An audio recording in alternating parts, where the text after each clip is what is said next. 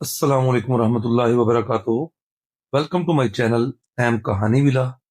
دوستو، آج جھیل کنارے کا چوتھا پارٹ لے کے آیا ہوں، لہذا اسٹارٹ کرتے ہیں۔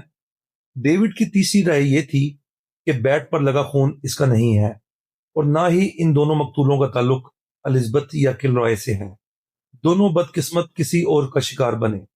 اس نے وال کلاک پر نظر ڈالی، 6:05 ہو رہے تھے۔ ابھی اسے 10 منٹ مزید انتظار کرنا تھا۔ اس نے ماؤس تھاما اور ای میل لنک پر ایک بار پھر کلک کیا۔ اس بار پہلے والا پیج نہیں کھلا، بلکہ براؤزر پر ایک ویب سائٹ کھلنے لگی۔ ڈیوڈ کے دل کی دھڑکن تیز ہونے لگی۔ اس سائٹ میں کیا ہوگا؟ کیا الزبتھ نے اس کے لیے کوئی پیغام بھیجا ہے، یا اس کے قاتل نے، پھر کسی اور شخص نے؟ اس سوال کا جواب جلد ہی ملنے والا تھا۔ اسی وقت اس کے فون کی گھنٹی بجی۔ اسکرین پر لوئل کا نام جگمگا رہا تھا۔ اس وقت اس منحوس کا فون؟ ڈیوڈ بڑبڑایا، اور ایک نظر کمپیوٹر اسکرین پر ڈالنے کے بعد اس نے کال موصول کر لی۔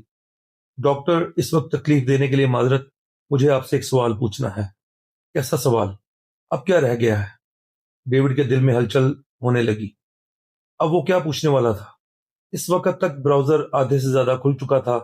اس کے سامنے سائٹ میں سڑکوں پر لگے سی سی ٹی وی کیمروں کی براہ راست ویڈیو چل رہی تھی۔ آج کل بڑی بڑی شاہراہوں پر ایسے ہی کیمرے لگا دیے جاتے ہیں جنہیں براہ راست دیکھا جا سکتا ہے۔ یہ بھی کوئی ایسی ہی ویڈیو تھی۔ کیا سارا گڈ ہارٹ نام تمہارے لیے کوئی اہمیت رکھتا ہے؟ لوئل نے پوچھا۔ یہ سنتے ہی ڈیوڈ کا ہاتھ کانپنے لگا۔ ریسیور چھوٹ گیا۔ اس نے خود کو سنبھالا اور ریسیور اٹھا کر ایک لمبا سانس لیا۔ جب اسے محسوس ہوا کہ اب وہ بات کرنے کے قابل ہے تو ریسیور کان سے لگایا اور بولا، تم یہ کیوں پوچھ رہے ہو؟ یہ ایک لمبی کہانی ہے، لوئل نے جواب دیا۔ ابھی میں مصروف ہوں، میں تمہیں کسی اور وقت فون کر لوں گا۔ اتنا کہہ کر ڈیوڈ نے کال کاٹ دی۔ سارا گڈ ہارٹ نام اس کی زندگی میں خاص اہمیت رکھتا تھا۔ اس نے کمپیوٹر اسکرین پر وقت دیکھا، 6:10 ہو چکے تھے۔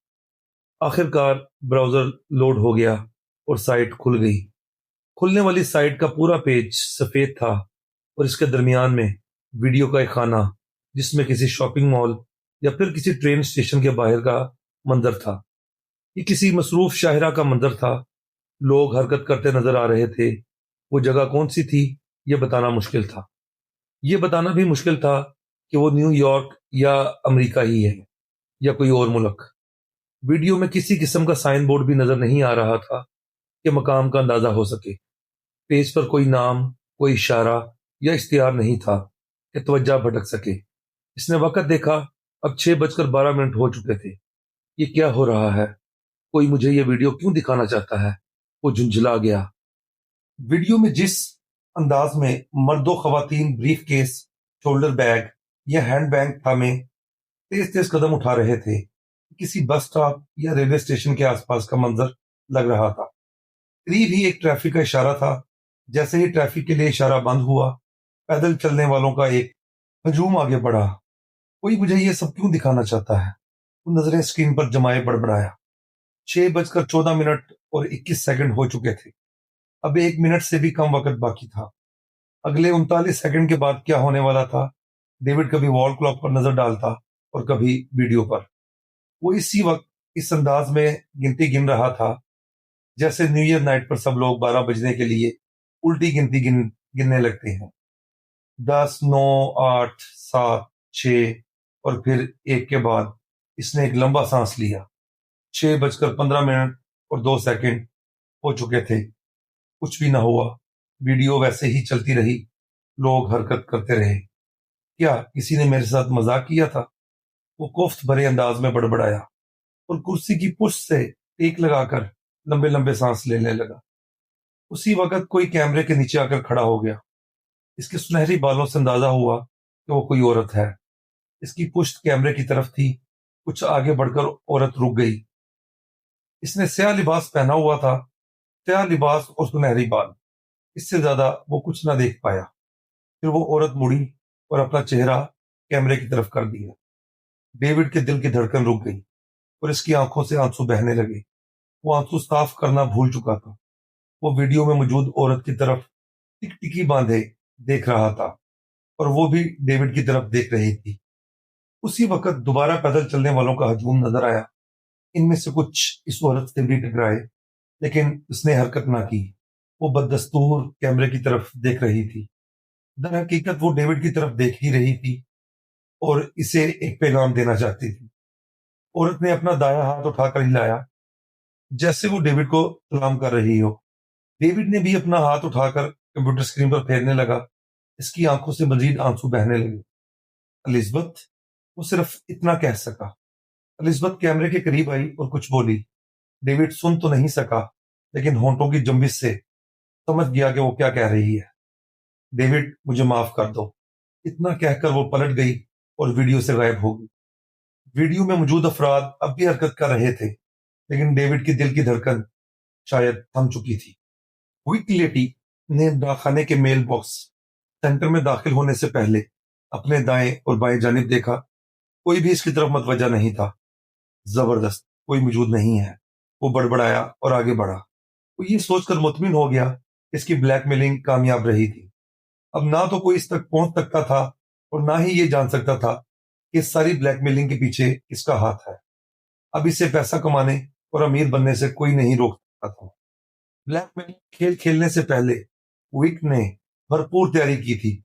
سب سے پہلے اس نے ایک جعلی شناختی کارڈ بنوایا اور ایک جعلی کمپنی UYS انٹرپرائزر کے نام پر ایک میل باکس حاصل کیا۔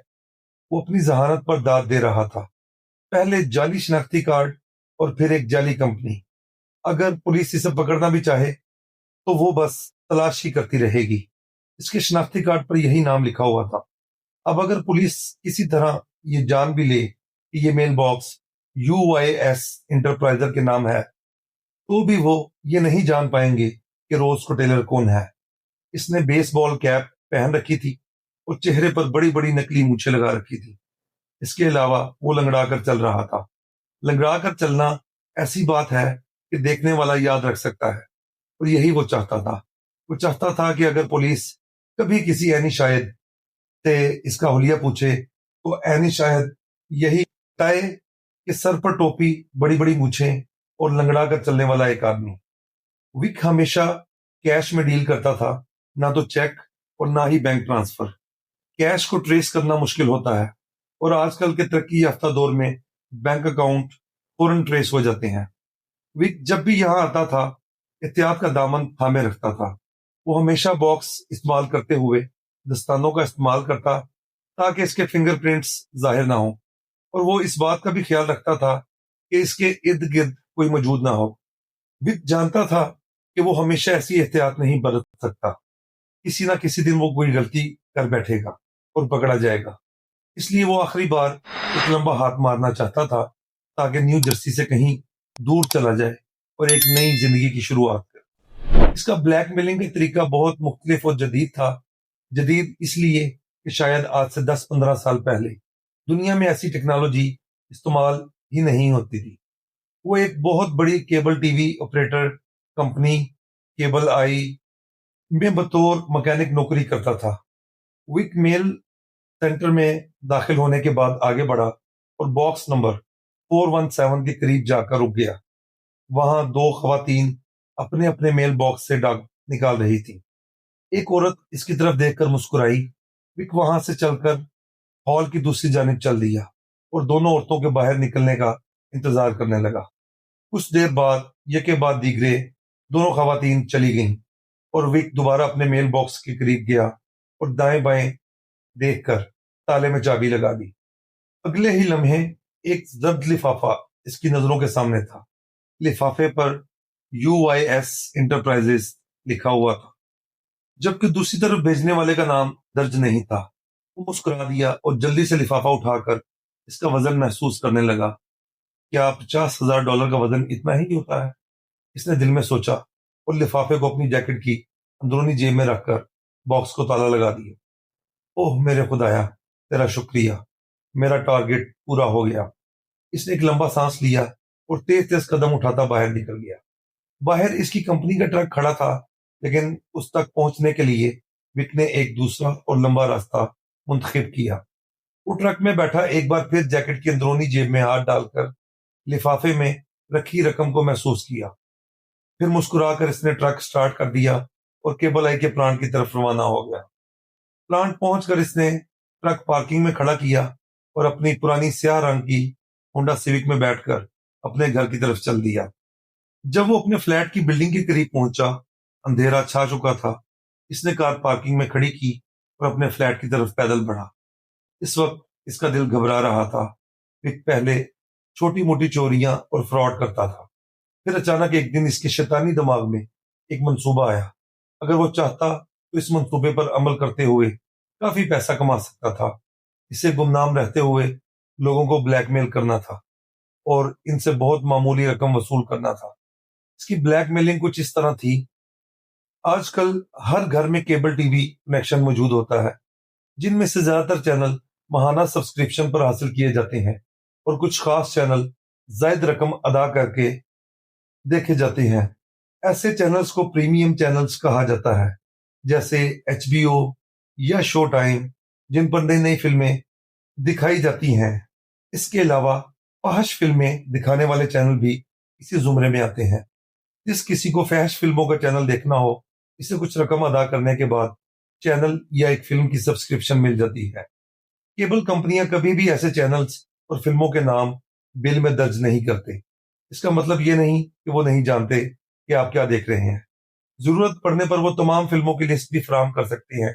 وک کے کام کرنے کا انداز کچھ یوں تھا: جب بھی کوئی شخص کسی خاص فلم کی فرمائش کرتا، اس کا ریکارڈ کیبل آپریٹر کے کمپیوٹر ڈیٹا سسٹم میں محفوظ ہو جاتا۔ مثال کے طور پر 2 فروری شام 6 بجے آپ اور آپ کی فیملی نے دی لائن کنگ فلم کی فرمائش کی، یا کسی دن فلم جراسک پارک دیکھنا چاہی، تو یہ سب ریکارڈ میں محفوظ ہو جاتا ہے۔ وک نے اسی چیز کو بنیاد بنایا اور ایسی فلموں کی تلاش شروع کر دی جو ہر کوئی چوری چھپے دیکھنا پسند کرتا ہے۔